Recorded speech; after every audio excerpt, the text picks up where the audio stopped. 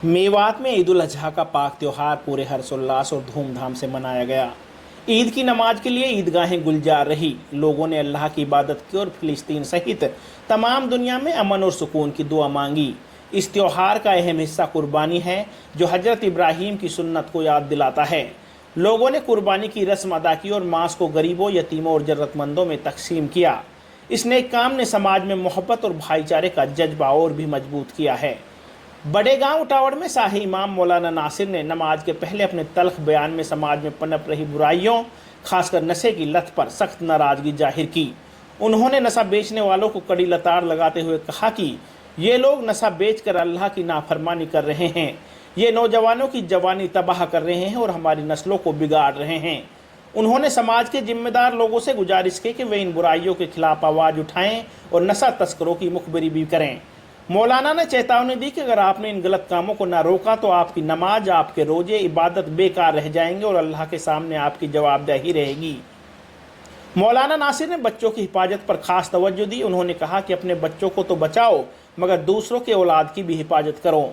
उन्होंने समाज से एकजुट होकर नशे और अन्य बुराइयों के खिलाफ जंग लड़ने की अपील की। उनका कहना था कि अगर समाज ने इन बुराइयों को जड़ से न उखाड़ा तो आने वाली नस्लें तबाह हो जाएंगी। उन्होंने लोगों से कहा कि अपने बच्चों को सही राह दिखाएं और दूसरों के बच्चों को भी गलत रास्ते पर जाने से रोकें। इस पवित्र मौके पर मेवात में लोगों ने नए कपड़े पहने, एक दूसरे से गले मिले और दावतों में शिरकत की।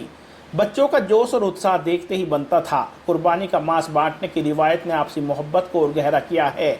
लोग एक दूसरे के घर गए, खुशियां बांटी और त्योहार का लुत्फ उठाया। मेवात में यह पर्व न सिर्फ धार्मिक उल्लास का सबब बना, बल्कि सामाजिक एकता और भाईचारे का पैगाम भी लेकर आया।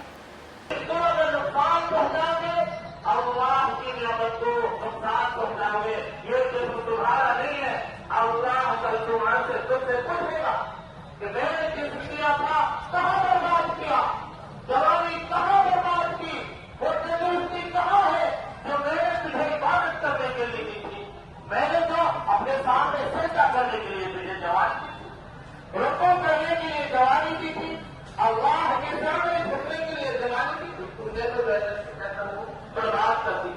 तो मेरे नौजवान साथियों, एक दिल से बात और हमारे जो जिम्मेदार है, अगर किसी के दिल में करना